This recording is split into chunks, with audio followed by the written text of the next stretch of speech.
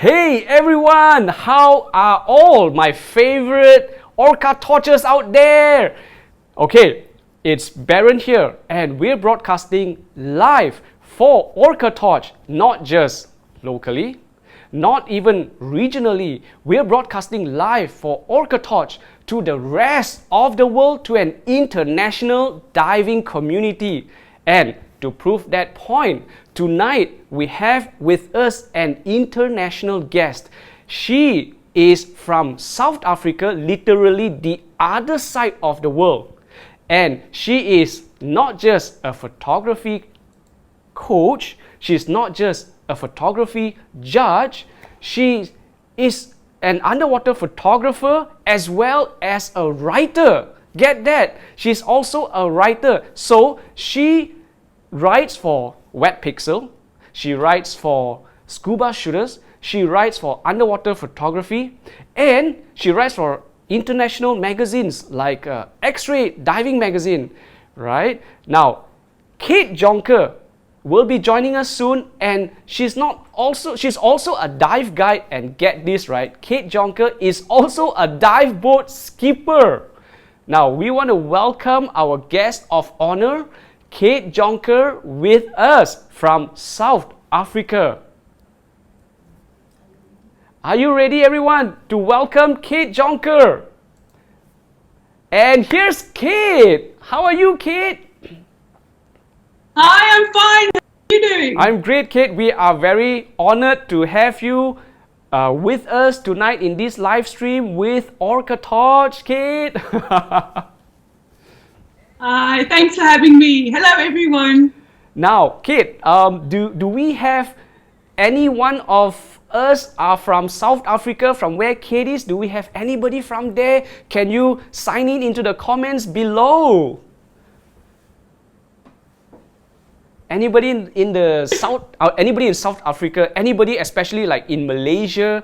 Or okay, tell you what. Anywhere in the world, sign in the comments box below and we'll be monitoring. We want to say hi to all of you.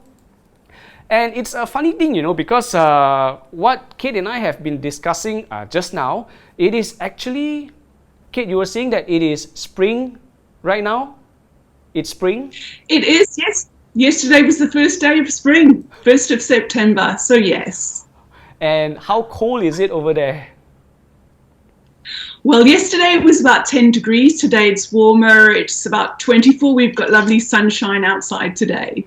Okay, and in Malaysia for us, no change at all. Every day is 30-35 degrees Celsius. We have rains throughout the year and heat throughout the year, you know. Yeah, so everyone, Kate Jonker is here with us. And Kate, you're a dive boat skipper, right? How is that? How is that like? I mean, the only thing I know about the boat is which direction it goes and where's the exit or entrance. That's about it. Don't let me near heavy machinery, you know. Well, that's basically all I know too. So, yeah, it's my husband and I own a diving centre in Cape Town called Indigo Scuba, and he has to take his students diving.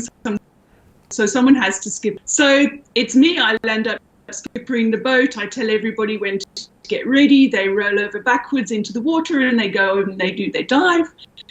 I'll go around and I'll pick them up. So yeah, it's fun. I love it. It's really amazing when people come up and you see the excitement on their face after they've had an amazing dive.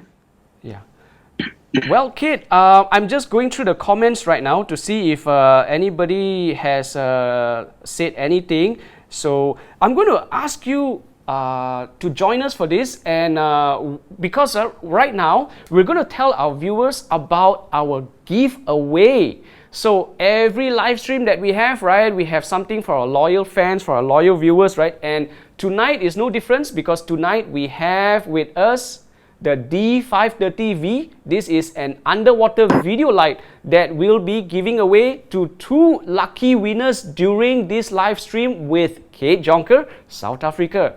Now, let's show you how the D530 video light looks like. So I'm just going to go and show it to you very quickly. This is the D530 underwater video light, and this light actually comes with the Snoot package. So the snoot goes into the light like this, right? And then you get to switch it on with a side switch over here. So it's operated like this. You have a side switch, and there is your snoot. Okay, you can see there's a pinpoint of light here, but if I remove the snoot, then you will see that it's a very bright beam of light. So this is the D530V, which Kate will be talking about more later. So I'm just going to show you that this is the D530V, which is featured in our giveaway for tonight. Right, now I'm going to talk to you about OrcaTorch's social media handles. So I'm going to put up these are the social media handles for OrcaTorch. You can see that we have for Facebook, for Instagram, for YouTube, and we have our website over here together with the service email. Kate, what do you think about the D530V since you've been using it for a while now? In brief, what do you think about it so far? I think it's brilliant. It's got a really nice strong beam. So for snooting, it is excellent. I've got one here. I use it on my rig all the time. And it's just lovely. It's hard wearing, it's sturdy, it's rugged. The beam is pretty narrow for snooting. It's excellent. And also as a normal torch as well. You know, I use it as a focus light, as a constant light if I just want to do ambient light or torch photography. So it's great for underwater photographers. Yeah, all right. We have some comments coming in. Let me just have a look. All right, let's see here. We've got, okay, let's see if there's anybody from South Africa, Kate. Okay, we've got, okay, Li Peng says, Li Peng, is it? Says, hi, Kate. She seems to know you. Where's she from? He, she? Li Peng. Malaysia. Malaysia, okay. All right, we have some Malaysians here. We've got Joe Flowers, right? Hi, Kate. We've got, oh, you've got quite a number of fan base here, Kate. You've got Jess Hitchcock, and Cape Town. Yeah, all right. We've got somebody from Cape Town. There's hi from Belgium. We've got Cart Storms from Belgium. We've got Paul. Paul is from Cape Town, Kate. Paul's from Cape Town. And we've got Blanco, Netherlands. I don't even know what time is it in the Netherlands, but thanks for joining us, you know.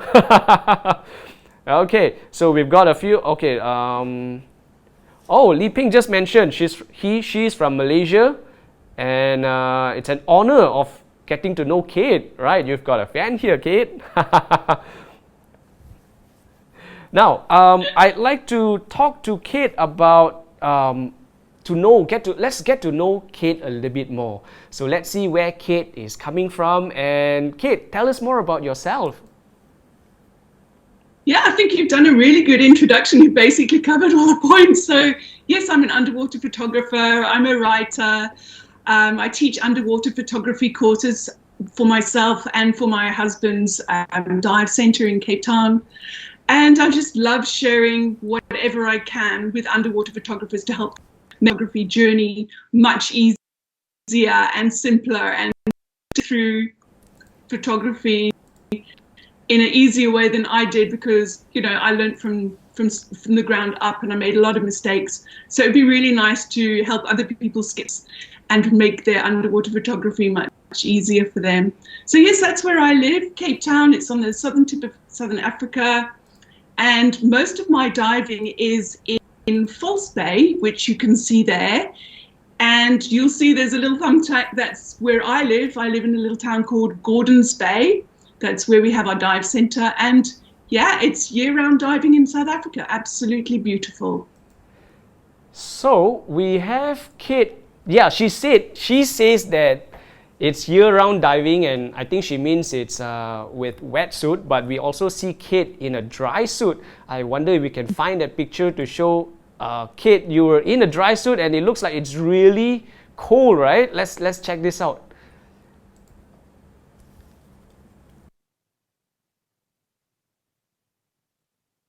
That photo there is on normal diving. Yeah.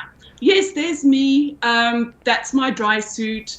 I think the older you get, the colder you get. And I've got to a stage where I just cannot dive in a wetsuit anymore. Just to, our water temperatures are probably between sometimes 10, sometimes 15, sometimes 20. So you never know what you're going to get when you get in. So I dive in a dry suit, and I think the average water temperature is about 15 degrees. Yeah, if you take 10 not to dive that quickly, so staying quite still underwater, taking your pictures, you need to stay warm. So that's why I do a dry suit on my dives here. Yeah, because we know how it feels, right? When it gets cold, even in Malaysia, sometimes, when you have your hands trembling like that, it's pretty hard to hold the camera. Yes. Yeah. Yes. Sometimes it's so cold, I can't even pick a button or even let my BC. So, yeah, it can get cold after a while, yes. What is this light here? Now that's the OrcaTorch D710. And I use that's one of the torches that I use when I'm guiding underwater photographers. It's a real torch. It's got some really nice features. If you hold the button down for the button down for quite a while, then it goes extra bright, and you let your finger off, it goes back to normal again. So it's really things on the reef to show people stuff. And also, just if you're taking a dive and just want to have a look around, it's also a take with you into the water. And Kate, what we're going to do now is to ask your fans here, if you guys, girls, scuba shooters, scuba divers, if you have any questions for Kate, put them down into the comments, because we'd like to see your questions so that Kate can help you answer them. This is Kate Jonker from South Africa. She's an award-winning underwater photographer as well as a writer and boat skipper. Okay, so put your questions down into the comments. If you've got anything for Kate, we'll be checking the comments off and on. Now, Kate, you've come a long way from the first time you started, but for every great person, of course, we want to know, how did you start up with underwater photography? Yes, my husband's a scuba instructor, and I follow him around with his. There's a very old photo of me. I used to husband around with his students and take, I got bored, so I decided, right, I'm going to get myself a camera, and I'm going to their experiences of learning to scuba dive. But my first photos were so bad that I landed up just taking those videos for about 3 years, and I thought, no, I've got to try this again. So I sat down with some books and I read about how underwater photography works, how the camera settings work. And then I realized I needed to do that. That is my first photo that I took. It's a glass squid, and it's really unusual and really rare, but I've never seen one since then. But so after doing some reading and studying how the camera worked underwater, it all kind of came together. So I started taking photos and out of strobe with ambient light, learning how ISO, aperture, shutter speed work together. And once I understood how that worked, I could adjust my camera so that I could take photos like this without having to use a strobe. And it was working pretty well. And people used to say to me, wow, you've got no backscatter in your pictures. And I said, well, I'm not using strobe, not getting backscatter. But then I went on a deep dive. Up until then, I'd been doing about 15 meters. And then I went on a deep dive, and it didn't matter what I did. My eyes, my aperture, I could not get enough light into the camera. So I had a strobe. I was just trying to use it. And then I'm going to use this strobe, and I used it for the first time, and it was just like a light moment. The colors popped, the details on the subjects just came out. and I really I didn't look back after that. So my serious underwater photography journey really started. And at that stage, I was still using a Canon S95, which is a compact camera, and it has I was able to grow with that camera. And yeah, I've just progressed since then, just doing a lot of reading and research. Kate, this looks like a pink marshmallow, yeah? It looks like a marshmallow in the ocean. Yeah, it's a dwarf anemone. Yeah, so it's an anemone. I have a question here from Gus Gonzalez. I'm just going to read it out to you. Gus Gonzalez is asking, "Hi Kate, do you make changes to your photography setup depending on the subject you'll be shooting during a particular dive? For example, add or remove lights, different lenses, etc. Or is your camera setup always the same and ready for anything?" Well, obviously with a DSLR, you had to decide whether you're taking macro or wide. So if I'm going to be doing be doing macro, I will set up with 2 strobes, or I will set up with a strobe and a snoot. I've got that set up. The only thing I can really do to my setup under the water is to add, depending on the size of my subject. So I don't really change anything underwater itself. I just invested in what I'm taking because of what I've set up. So then I will look for subjects that suit my camera setup on that dive. Right. We're looking at another question here, Kate. Sorry to interrupt you just now. We've got another question here, and this is from Cape Town. I think it's Paul Kennedy. Diving in CT, I assume that's Cape Town, right, Paul? Diving in Cape Town, we often have to deal with less than ideal visibility, especially for video. Any tips to reduce backscatter and increasing video quality in lower visibility conditions? Or should we just put the equipment away on bad vis days? No, never put your equipment away. Something. Look, I don't take a lot of underwater video. My husband's the videographer in the family, so I just land up editing his pictures. But I think what you need to do when there's low visibility is probably about the same when I'm doing wide angle. I get as close as I possibly can to my subject, and I angle my strobes, and in your case, it lights behind your house. So your aim is to try not to light up the backscatter or the set between and the subject. And the way that you can do that is by pulling your strobes back and pointing them slightly out, or if you're using video lights. So you really want to get your video light to fall on your subject, but not light up the water between your subject and your camera. And the same goes for photography as well. Thank you, Kate. I hope that helps to explain your experience, Paul. Now, I noticed here Charlene Suchi is watching. I think Charlene is from Canada, right? Long time since I've seen your name. Hi, Charlene. Just want to say a shout out to Charlene over there. Now, I'm going to go on a bit further to talk about Kate's favorite dive sites, because Kate has been all around the world, right? But apparently, although she's traveled the globe looking for beautiful diving sites, her heart is actually closer to home. Is that right, Kate? It is. I've traveled to a lot of different places, and every single place I've been to, I've left a little piece of my. Every place has been special. The people I've met, the things I've seen have been amazing. And I'm so fortunate. I'm so lucky to have been able to do that. But every time I come home and I go into False Bay, I just feel like this is where my heart is.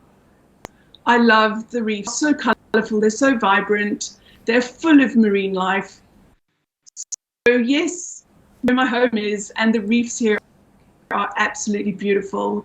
We've got kelp forests, we've got reefs that are just covered with vibrant pinks and purples and oranges, and sea full nudibranchs. That's a cuttlefish at one of our dive sites here in False Bay. The dive site is called Steenbras Deep, and as you can see, the colours are amazing. The contrasts against the water are incredible. Interesting to note that our water was more of a temperate green day. We had very blue water. Kate, tell us about this. This is a split level shot.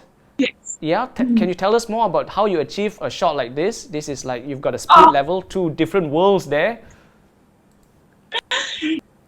This is a photograph I've been trying to take for ages, or wanting to take for ages, and it's one of our dive sites along the eastern side of False Bay called Blowstian.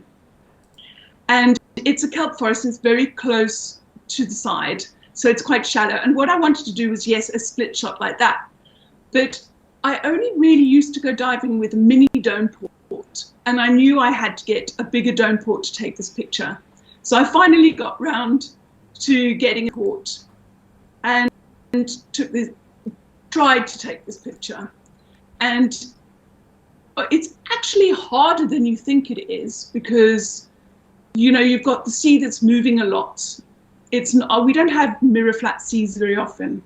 So the sea was moving a lot, and the setup. So I was just firing my camera and hoping that I could at least get one good picture. And you know, picture that really worked out. So I can't wait to go back there and try again. All right, guys. So we have with us here. For those of us who join in a little bit later, we have with us here from South Africa, Kate Jonker, who is an award-winning underwater photographer, underwater photography coach, judge as well, and she's also a dive guide. Now, Kate writes as well as taking the photos. She also writes the articles about them. Yeah, so this is Kate Jonker here. If you have any comments, or if you want to ask Kate any questions about underwater photography, she's actually the best person to ask. And she's right here. There you are. And then you put your questions into the comments below. We'll be watching it off and on to have a look. I have here, Shemek is here. Shemek from Poland is here, and he says, I'm going to have to find that comment, right? But in general, Shemek says he's a fan of your Instagram site. Shemek Sistalka from Poland, the underwater photographer whose name is so difficult to pronounce, but I got it right. Okay, we're going to look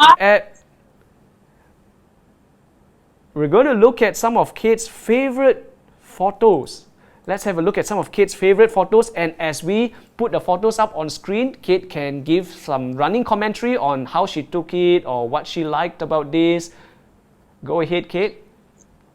Yes, so this is a gas flame nudibranch. They're very common here, and they're so much fun to shoot because you get blue and yellow ones like this, you get orange and white ones, and you also get sort of a paler color. And I took this photo with a Snoot, and it just brings out the colors and the textures, and yeah, Snoot photography for me is really a lot of fun. Kate, I have a question here for you, and this question comes from Gus Gonzalez.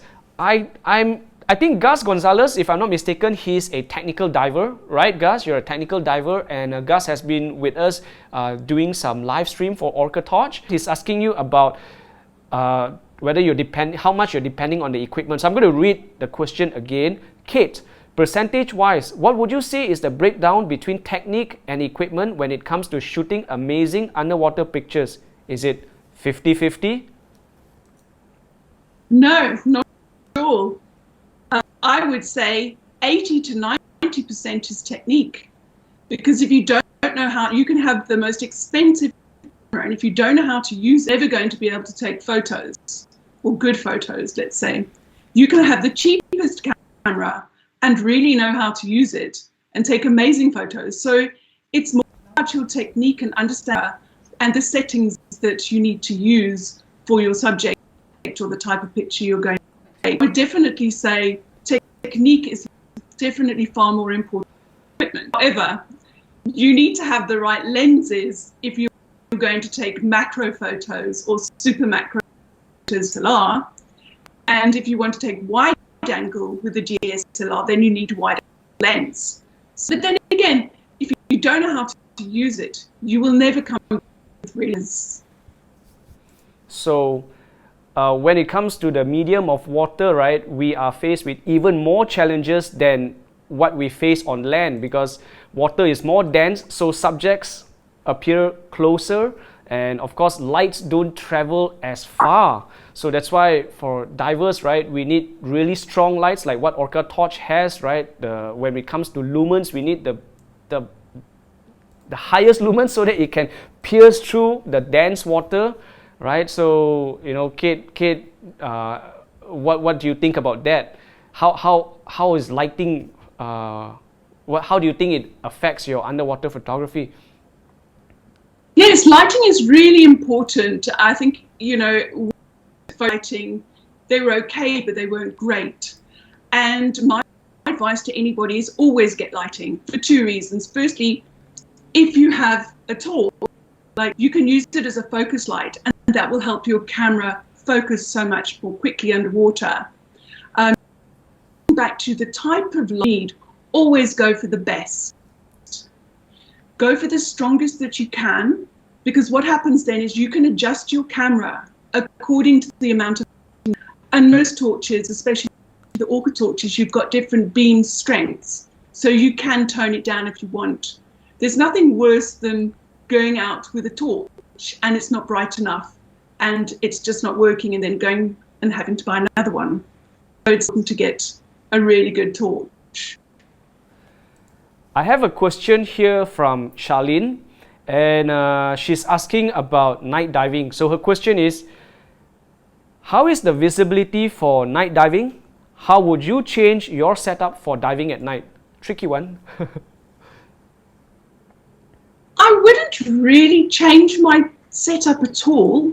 I think what's the visibility during a night dive, visibility during daytime, as in the water clarity, but obviously because it's dark you can't see anything, so you need to have a torch to find your way around. So the first thing that you would really need is a really good torch, not only to find your way around and to find critters on the reef, but also to help your camera focus quickly. Your camera needs to see contrast in order to focus, and if it can't see the contrast, it's not going to focus properly. So your torch is creating that contrast on your subject, and it helps your camera take a picture. So yeah, it's not really that different. It just is really important that you have a good torch that you can use on your night dive. Kate, over here we have a very interesting story. This is a manatee, and I understand Kate has gone through great lengths for this shot, and there's also a lesson that as underwater photographers we can learn. So Kate, tell us your adventure over here. Yeah, so the first day I walked into the dive center when I signed up for my open water course, I saw this magazine, and inside it was about dugongs and manatees, and how the manatees in Florida, they hug you to death. And I was like, wow, that's really exciting, but it's also not so exciting. And I couldn't go to Florida to see them, but I was a regular diver in the Red Sea, and I found out that dugongs are a cousin of manatees. So I decided I was going to go and find the dugong, but it's not that easy because there's so few of them. I think I went to Egypt 15 times and never saw a dugong. And at that stage, I was writing for X-Ray Dive magazine, and I said to them, okay, fine, I'll write about it for you. And they said, oh yeah, we'd love that. And I did some research, and I found out where the possibility of seeing dugong would be. And we landed in Cairo and went over to Marsa Alam and went straight to the, and I said to them, I'm here to, and they said, can you be ready in an hour? And I thought, oh, I haven't even unpacked. It takes me an hour to get my, but yes, I'll be here. So I went down to the dive center in less than an hour because I was so excited. And we were putting our stuff on that was going to take us out to see the dugong. And the skipper said, "It's here." And it's like I got goosebumps all over me because I'm maybe going to see one. And I said to him, "How do you know there's a dugong here?" And he said, "You see all those people swimming on the water? They're chasing the dugong that's on the bottom." So they were snorkelers and they'd been taken out to search for the dugong. So we went out in this little boat and we came alongside the snorkelers. And I looked down, there was this white shape under the water and it came up towards our boat. And it was a dugong. And I couldn't believe it, just so amazingly at last I got to see one and I got to write the article too. And I kind of get a bit emotional sometimes when I see something special. So I must admit I did cry a little bit in my mask before I went into the water. But yeah, it was an incredible experience. And I think, you know, if you want to see something and you do a lot of research and your chances of finding something really special are improved. So never give up. If you haven't seen that special thing yet, keep on looking and hopefully you'll find it. So true, so true. So it's a little bit of luck sprinkled in, a lot of research, a lot of preparation, and a heck of a lot of perseverance. Right, Kate?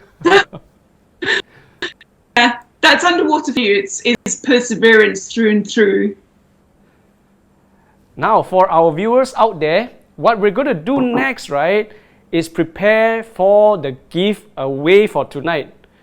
Now, before we go and show you the giveaway, I'm going to talk to you about the giveaway torch itself, and that is the D530V. It's an underwater video light.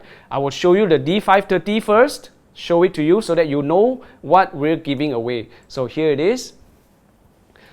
Now, guys and girls, this is the D530V underwater video light, and it's got a maximum lumens of 1200 with 140 degrees super wide beam.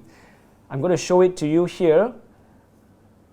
Okay, keep in mind that in the water it is a little bit different because water is more dense, you know, and this is the snoot that comes with it.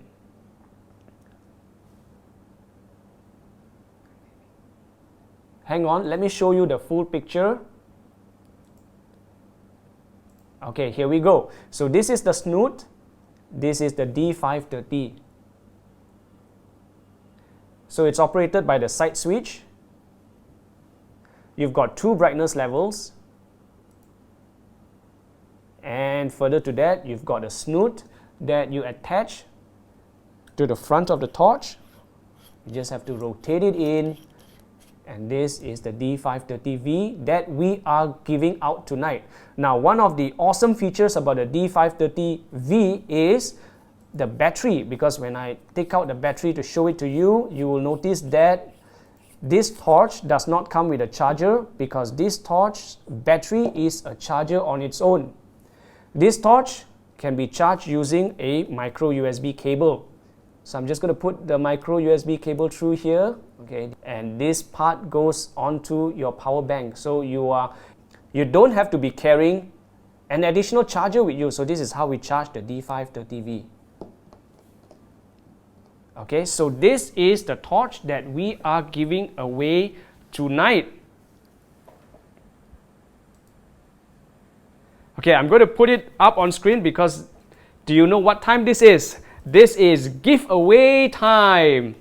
Alright, so we've got two lucky winners that we're going to award the D530 under video light to tonight. So, now the first question, we have two sessions of the giveaway. This session, I will ask the question. The next session, right, Kate will be asking the question. And Kate's question is going to be tougher.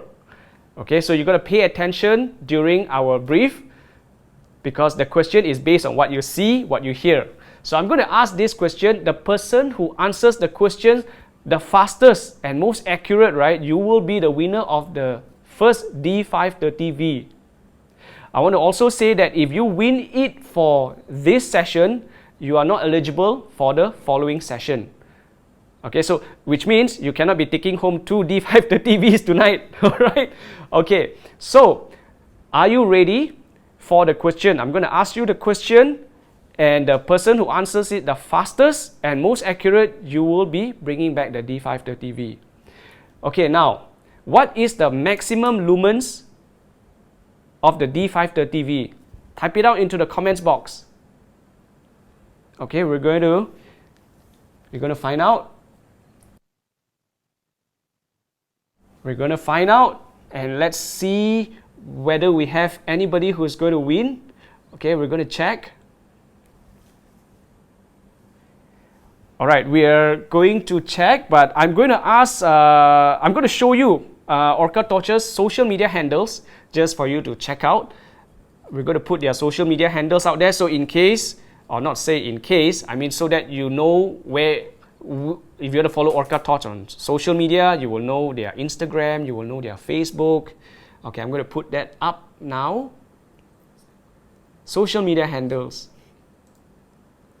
Okay, we're going to put this up. And Kate, right, the next question I'll be asking you is, what's your favorite OrcaTorch torch? I'm going to put the social media handles up here first. Okay, so just let you have a look at this.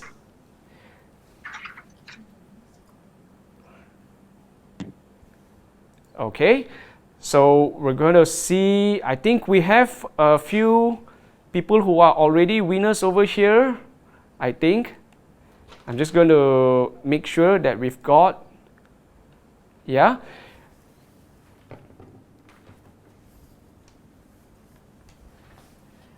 Okay, so let's move on to the next item. We're going to announce the winners shortly, right? But let's move on and talk with Kate, because Kate is here and we want to know what is her favorite torch. What is your favorite OrcaTorch torch, Kate? It's really difficult to choose one. I love the Snoot torch. It's amazing.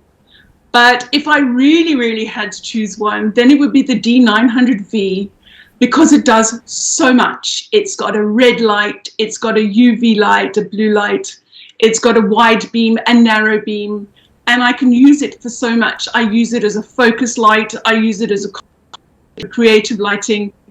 For example, that picture there is I put the red light on and I put the narrow white beam on, which you can do at the same time. And what happened is the red light colored in the background, and the white beam, the narrow white beam, lit up my subject in the middle. So the color in the middle is actually the true color of the critter, which happens to be a hot lip spider crab. And then the rest of it is the red from the actual torch. So yeah, I love it because it's so reliable and it just does so many different things for me. So, you know, if you only get one OrcaTorch, this is the one that you need to get. Bought that one, you're going to want to buy another, because there is so many amazing OrcaTorches out there. Yeah, so Kate, that was the torch. I'm going to show the viewers the torch that you just mentioned. So we're going to show this to you now, and again, make sure you pay attention to the details that we're going to show you here. Okay, so I'm going to show you the torch right now, and this is the D900V.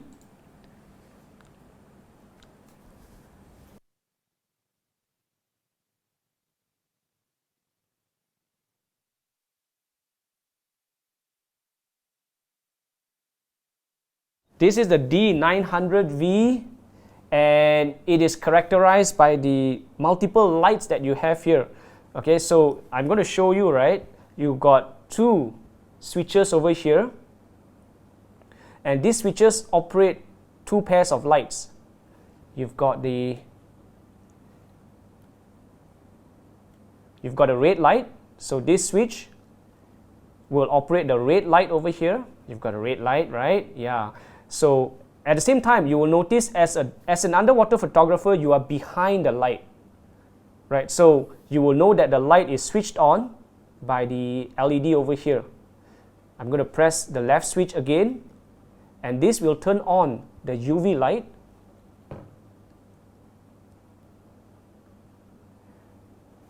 And then you have the right switch. I'm going to switch this on. Now this, whoa, this is a floodlight. So it's like a flood effect, you know, it's very soft, it's perfect for underwater videography as well. Because as underwater videographers, we want, you know, a soft spread of light. And if you want it to be a diving light, a very straight and narrow beam, this is the one, right? So it also tells you that you've got this light switched on. Okay, so this is the D900V, and the unique part about the D900V, right, is it uses a magnetic charging cable. So this is a magnetic charging cable whereby and that's how we charge the battery. So this is a unique thing about the D900V, because it does not require you to remove the battery. All you need to do is attach the magnetic charging cable and the torch will be charging. And this is the D910V, which Kate will be talking to you about later. This is also one of our favorite lights. It also uses the magnetic charging cable to charge. So both the D900V and the D910V uses the magnetic charging cable. In brief, let me show you the specifications for the D900V.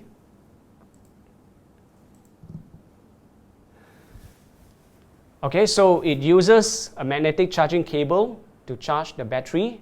So this is a 2200 lumens light, this guy here. They look the same, very similar, but the very big difference is when you look at the bulbs, right, they're really different. So this is the D900V, you've got 4 different lighting modes over here.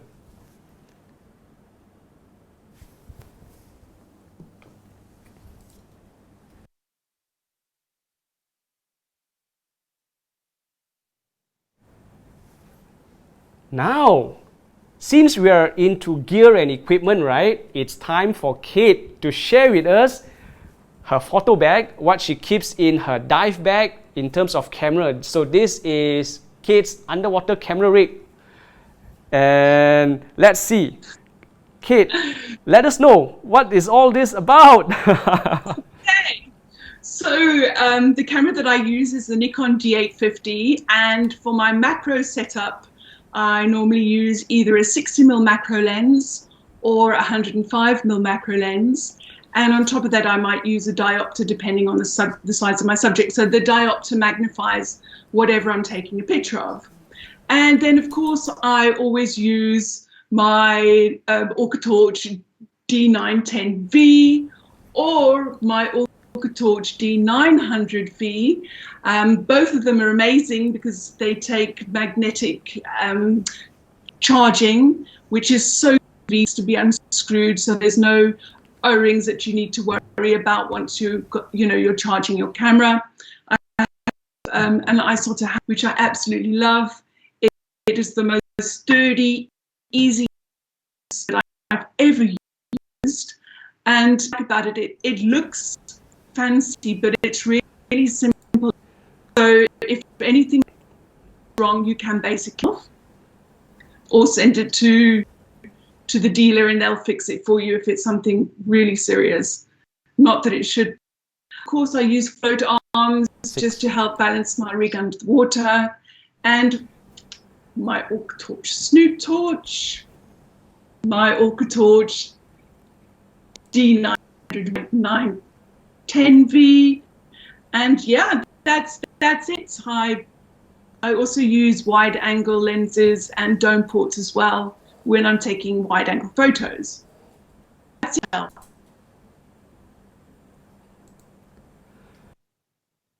Kate, do you by any chance have your dome port there? I don't see a dome port. I didn't bring it down with me. Okay, that's all right. So the dome pot is what you use to take the split level photo, right? For those of you interested. Yes, so the dome port is for wide angle underwater photography. Wide angle underwater photography, I use a Nikon 8 to 15 mil circular fisheye lens, which is a great, good quality wide angle lens, which I absolutely love because you can make circular pictures and you can get really close to your subject with the lens. And then I also use a mini dome port, which is really small. It's probably about this small. I don't know how to show it on the screen, but it's really small. And I use that for close focus wide angle. And you can basically focus your camera on the dome of the port. So you can get really close to things like nudibranchs and make them look really big in the picture. And use a dome port when I'm just normal split shots and normal wide angle underwater photography. Now we've got an interesting question here, and this is about UV. I'm not sure whether you've have experience with UV, but somebody is asking here. We have Paul Sorensen. Kate, here, have you used UV light much in your photography? If so, what is the coolest critter under UV? Cool. I haven't. I did give it a go in the Red Sea, and the coolest critter that I saw was the guy in front of me with some white shorts. Just kidding. Yeah, it's because it need to have a yellow filter on the front of your camera to be able to pick up the different types of phosphorus under the water. So I've tried it, but for me it didn't really work. But I'd love to give it a go again. I think if I have that yellow filter, I could probably find some really cool critters. I'd love to see how some of the nudibranchs and the corals on our reef fluoresce. I think there is a photographer in Cape Town, Piet van Eerden, who has done this really quite successfully, but I haven't given it much of a go yet. Okay, this guy looks like he wants to cross the road. Kate, what's happening here? So this is a tiny, elegant nudibranch, and he was probably about half a centimetre long. And he was trying to get to that, I don't know if you can see on the right-hand side there, he was trying to get to that part of the reef. He was on a little leaf there. And it was just so cute to see how he was stretching himself from the one part to the actual reef. And it's quite amazing what nudibranchs can do. They can really stretch and they can stick onto things just, you won't believe it, they can stick onto the surface of the water. And yeah, so that's what that little one was doing. He was just trying to get to the other side. We're going to announce the winner. We're going to announce the winner for tonight's giveaway. This is the first session and Kate will be handling the second session. Right? Kate's question is tougher. So the first winner for tonight's live stream would be Kurt Storms. You win a D530V. Yay! Congratulations. Kate. 3, 2, 1. Yay! Congratulations, Kurt Storm. All right, good job. Now, we're going to go on to the next question that we're going to ask Kate, right? Okay, now, as an underwater photographer, I'm sure the challenges are so many, right? You've got so many challenges. Now, can you talk to us about the challenges that you face when you're taking your photos?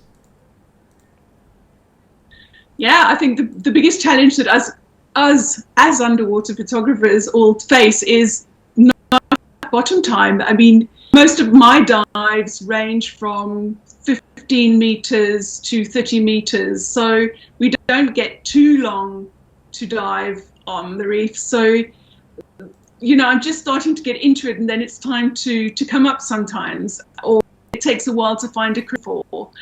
So the biggest challenge is bottom time, first of all, and we also have quite a bit of surge sometimes. Trying to focus on tiny critters with 105 mil macro lens and a diopter can also be quite challenging in itself. And so, yeah, I think those are the challenges that I face. And another one is in Cape Town, we can't have every day, like Philippines and places like that. So whenever we can water, my challenge is I just wish there was more time to go diving.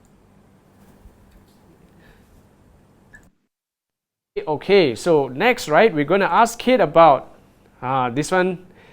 This is going to be a question that I think should be easy for you, Kate. What's your favorite OrcaTorch torch? So my favorite OrcaTorch is the D900V, which is really good. I was showing in that picture back there. If you want to go back to it, that would be nice to chat about that one as well.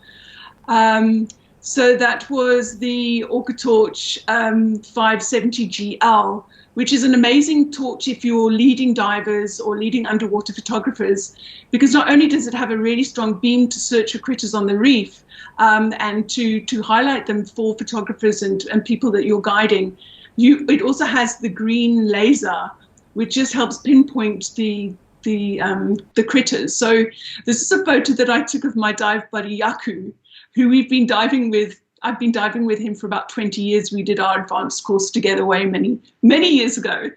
And he willingly modeled this for me. But yeah, that's a really great torch to get if you're going to be diving with other underwater photographers and you're leading them, or if you're just taking other underwater or divers on a dive. It's excellent.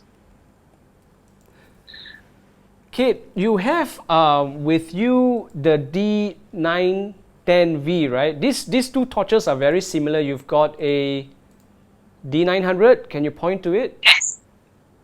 Okay, hold on. Let's. Sorry, I'm trying to get.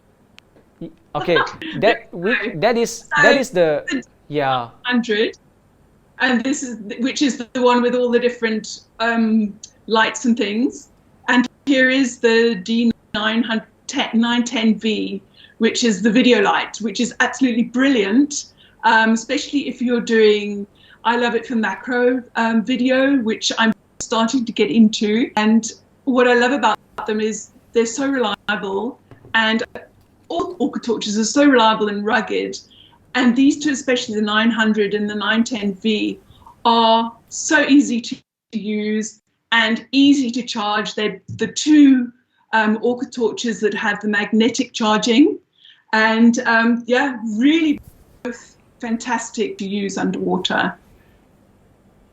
And since we've seen the D900V, what we want to see now is the D910V. Now I'm saying again, these two torches they look very similar, but again, they are very, very different from each other in terms of usage. One is a multi-purpose light with 4 different types of lights, and over here this is a more focused light. A focus meaning that its main aim is to give you a wide, bright light. Okay, I'm going to show it to you now, and then we're going to look at the specs. Okay, so this is the let's check it out. Yeah, correct. Okay. This is the D900V. You will notice that it's only got one type of light in here and one switch, right? So this switch, straight away it gives you maximum lumens, followed by lower brightness level, and then lower brightness level, finally off. So it's a very purposeful light. It's meant to give out a very bright and a very soft and a very white light. Dropping the lumens. Right, okay, now I'm going to show you the specs for the D910V. Now the D910V has 5000 lumens maximum brightness with a 120-degree wide angle beam. Also, you'll notice that it uses a magnetic charging cable.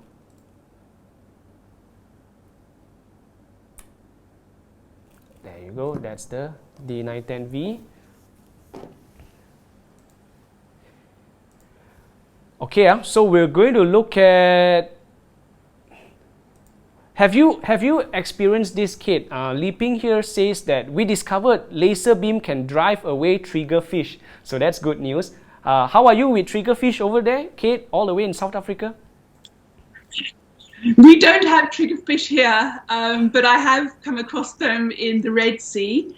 I don't know. I haven't tried that with the triggerfish. That's a pretty good idea, actually, especially when they're digging their nests and you get a little bit close. I've seen some people.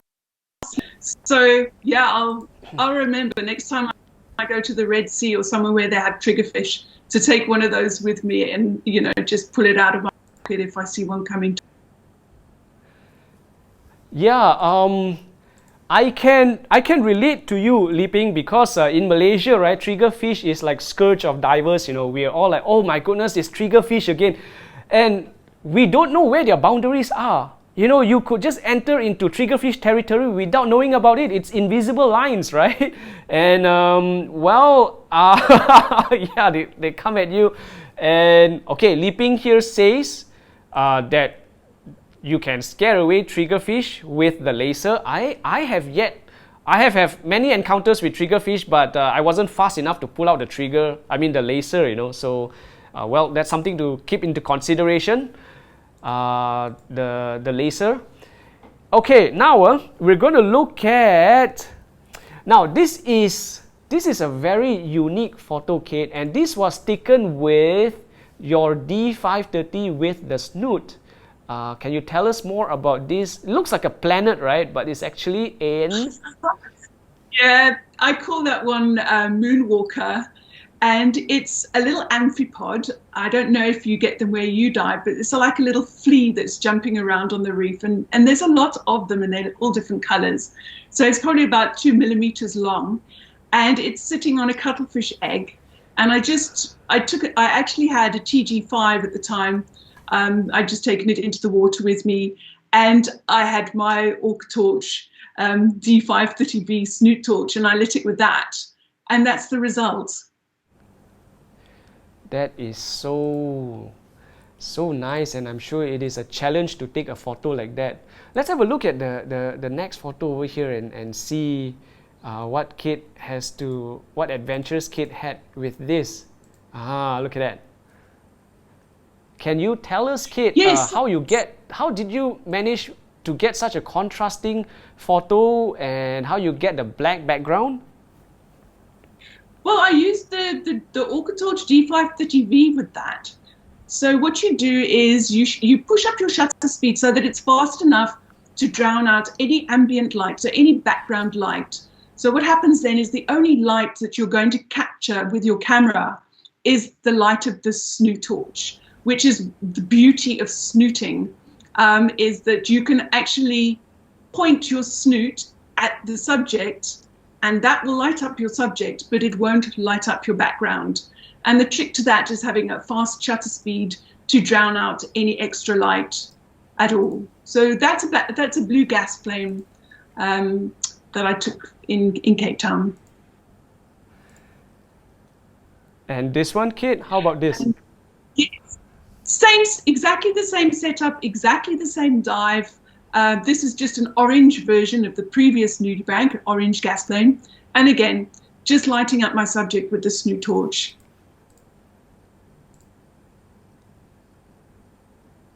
And yes, so this is an example of what you can do if you take the Snoot adapter off the front of the torch. You can still use it to take macro photos. So it's really versatile. And so, Kate, with the photos that we've been showing our viewers, the past few photos, the 3-4 photos that we had, you are using the D530V to help you get those photos, right? And yes. I'd like the viewers to have a look at the torch over here. We're going to show you the torch in close-up, how Kate used this D530V to get her photos. So this is the D530V, and this one comes with a Snoot. So we've got the torch here, and we've got the Snoot here. And this torch uses a rechargeable battery, which can be charged with a power bank. So the battery is in there, and you can fit the USB, mini USB, USB mini cable to it.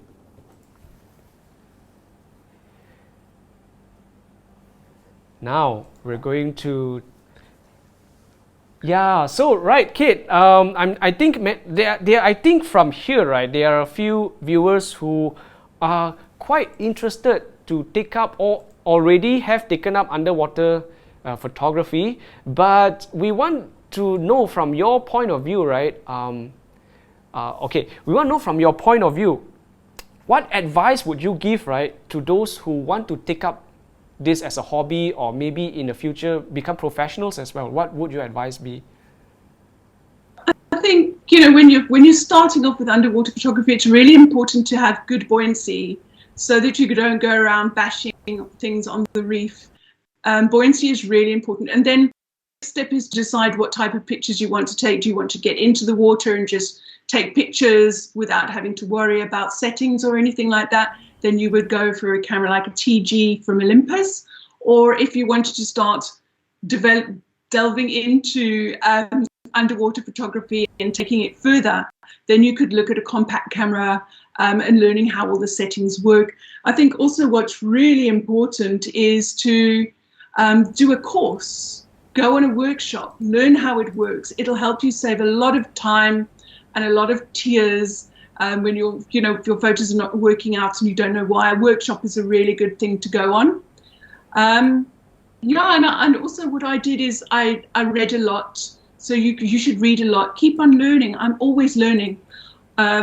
Even though I teach workshops myself, I still go and attend other people's workshops too, so that I can keep learning from them as well. So there's lots of things that you can do, and dash to buy the most expensive camera, buy what you can afford and grow with it. One thing I would suggest is if you start buying strobes, very expensive strobe you can get, because that will grow with you, with your system, as you progress through your underwater photography journey.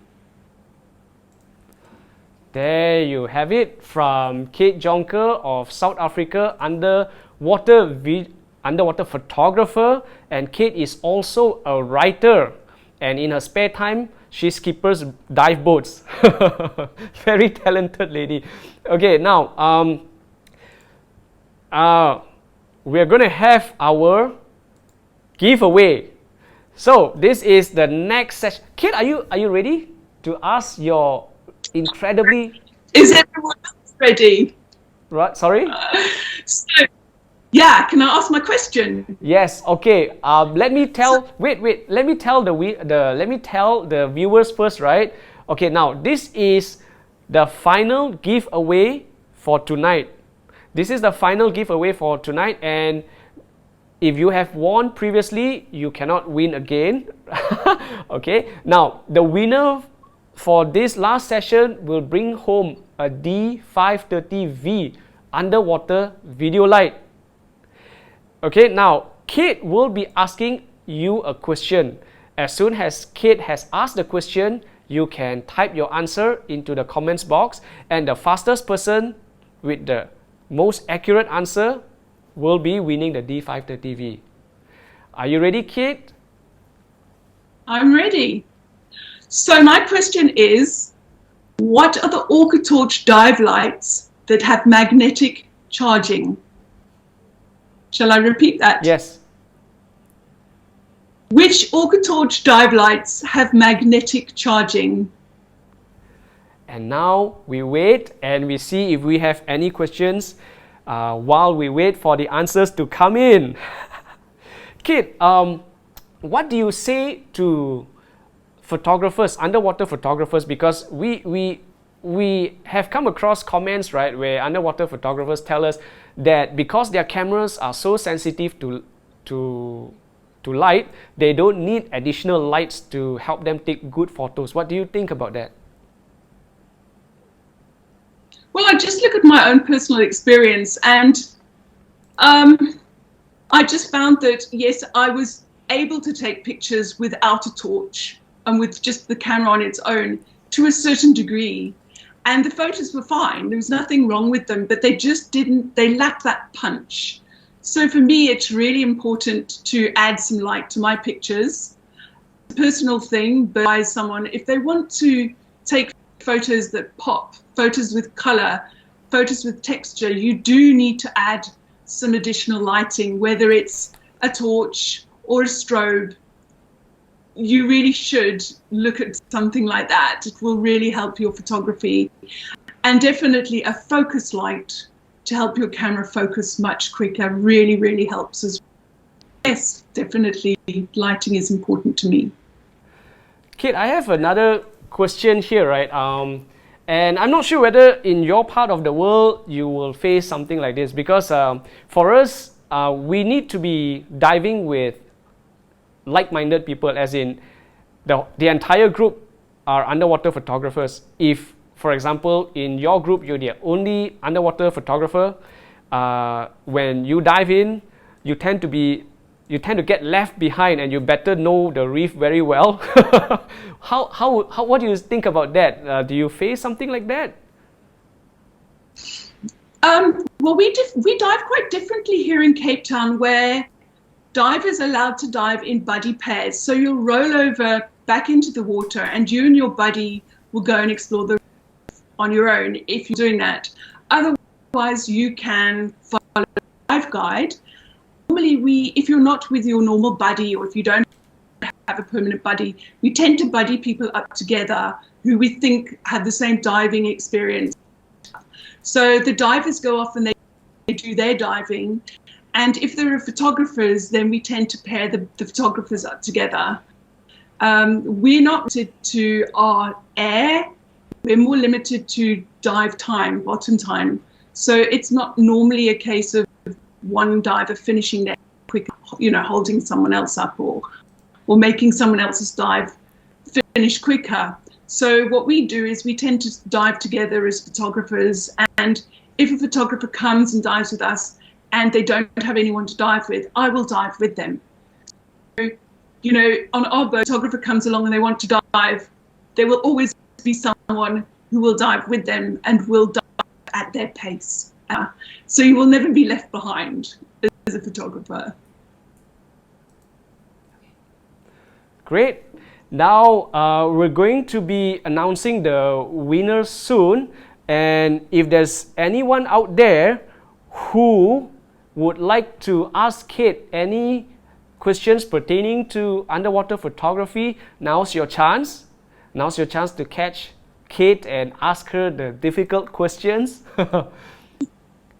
Have you talked about this photo, Kate? I don't think so. Okay, tell us more about that. No.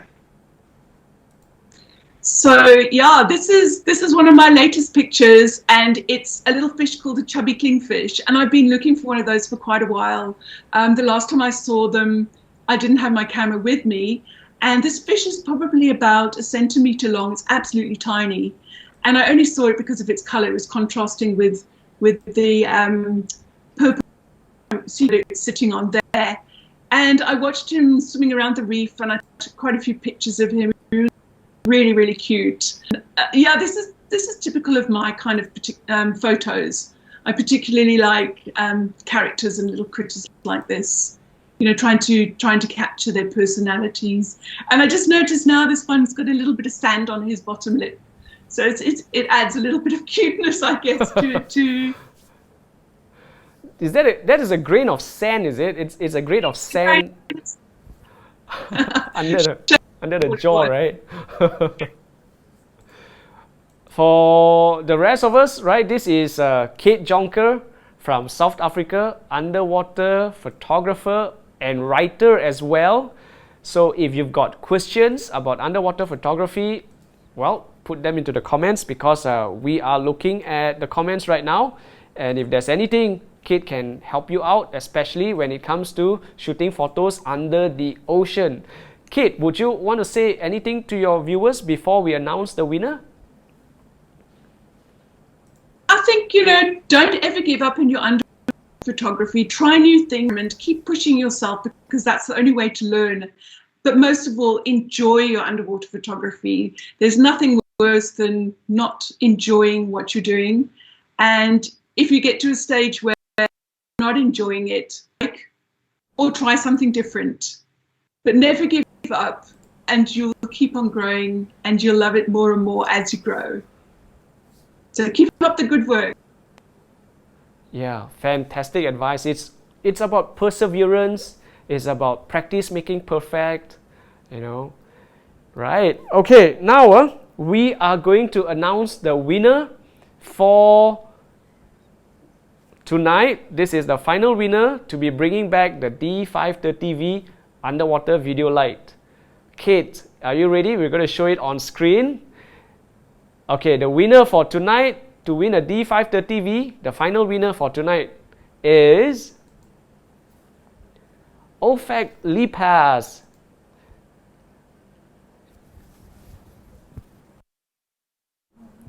Yeah. Well done. Congratulations. Do you know him? You know her? Yes, I know him. We've been chatting about this torch actually, so I'm really excited that he's won it. Well done. All right. Congratulations. Did I pronounce his name right? So, Yeah. Sorry if I didn't. So okay, any other questions before we complete our live stream? Oh, okay. We've got one more question here, Kate, and this is coming from my favorite dive instructor in Malaysia, Ivan Fong, has asked this question. How do you normally position the snoot? Right on top, in front of the subject? it's a little bit difficult to show you, but what we do is I'll take it, and it really depends. If I want a circular pool of light over my subject, I will hold it directly over the subject. But if I want more of a elongated pool of light, then I will point it like this. So it just depends on the type of effect that you want to get. And it's great. It's really versatile. Yeah, hope that answers your question, Ivan. And well, we want to thank all our viewers for joining us in this live stream with underwater photographer Kate Jonker. Kate, thanks so much for Thank you for having me. Okay, so Kate, would you want to wish our viewers good night, good morning, good afternoon? Wherever you are in the world, enjoy the rest of your day. Have a good night if you're just about to go to bed. And thank you so much for joining us. It's been lovely. I appreciate all your questions. And if you have any more questions, you can look for me on Instagram and DM me. I'd love to help you. And thanks very much to OrcaTorch for your support. It's been fantastic. I love your products. And yeah, Baron, you're so professional. Thank you so much for having me. Oh, you're very welcome. It is an honor, but we want to show the viewers your social media handle. So let's have a look at your slide over here. I'm going to try and look for it. I'm going to put your slide up here to show them your social media handle. Yeah, this is it. This is it. Okay, so this is Kate's Instagram. Just going to show it to you. If you want to follow Kate on Instagram, this is her, Kate Jonker Photography. And we're going to show you OrcaTorch's social media handles so that you can keep in touch with us, you can keep in contact, and so that you can get updates with OrcaTorch. All right, now it's time to say, over here in Malaysia, it's good night, so it's time to say good night. I wish everyone a good night and dive safe. So it's Baron and Kate signing off with OrcaTorch. Good night. Bye.